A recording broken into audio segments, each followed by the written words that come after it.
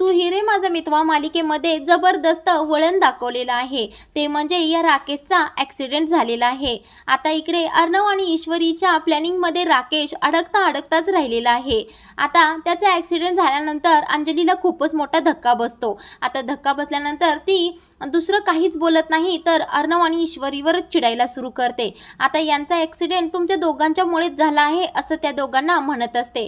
त्यांना काही झालं तर मी तुम्हा दोघांना सोडणारच नाही। आता या ॲक्सिडेंटची सगळी काही चौकशी करण्यासाठी पोलीस तिथे आलेले असतात। त्यावेळेला त्यांच्याबरोबर 2 माणसं आलेली असतात। आता ती माणसं ॲक्सिडेंट बद्दल सगळी काही माहिती सांगताना म्हणत असतात की त्या ट्रकमध्ये ड्रायव्हरच्या शेजारी एक बाई सुद्धा बसलेली होती। आता ती बाई नेमकी कोण आहे तेच पुढील भागांमध्ये पाहायला मिळणार आहे। आता अंजली मात्र पोलिसांच्या चौकशीमध्ये सरळ ईश्वरी आणि अर्णवचं नाव सांगते की या दोघांमुळे ते खूप टेन्शनमध्ये होते आणि म्हणूनच त्यांचा ॲक्सिडेंट झाला।